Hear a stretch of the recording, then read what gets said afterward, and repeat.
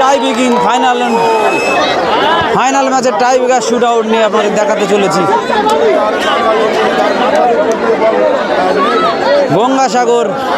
Gangasagar versus Chunakhali academy, দুটো টিমের মধ্যে দিয়ে ফাইনাল ম্যাচের কিন্তু টাই ব্রেকার শুট আউট 0-0 গোল হওয়ার কারণে কিন্তু ম্যাচটি টাই ব্রেকিংয়ে পৌঁছেছে। প্রথম শট গোল খেয়েছে এবং প্রথম শট গঙ্গাসাগর ফুটবল টিমের 6 নম্বর জার্সিধারী খেলোয়াড়। গঙ্গাসাগরের 6 নম্বর জার্সি পরিহিত প্লেয়ার শট চালাচ্ছে।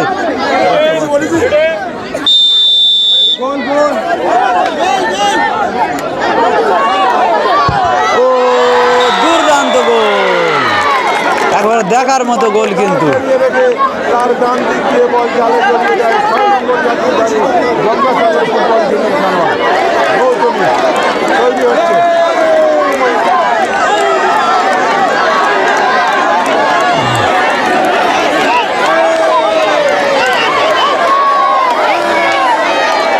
দেখার মতো একটি ম্যাচ কিন্তু দর্শক বন্ধুরা উপভোগ করছে।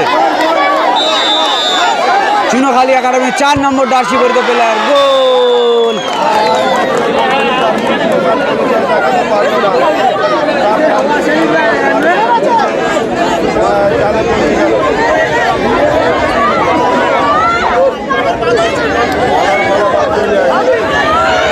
দুর্দান্ত গঙ্গাসাগরের 9 নম্বর জার্সি পরিহিত প্লেয়ার শট চালাচ্ছে। গোল হবে কি দেখা যাক শেষ পর্যন্ত।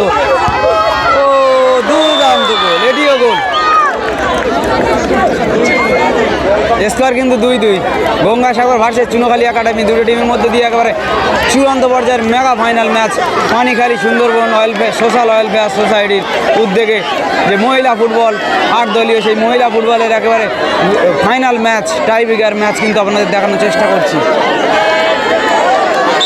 10 নম্বর জার্সি পরিহিত চুনাখালী একাডেমি, তাদের প্লাস ও গোল।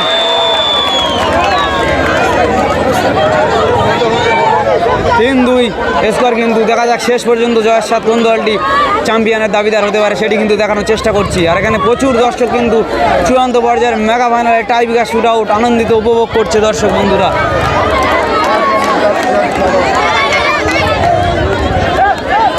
দুর্দান্ত একটি ম্যাচ কিন্তু উপভোগ করছে।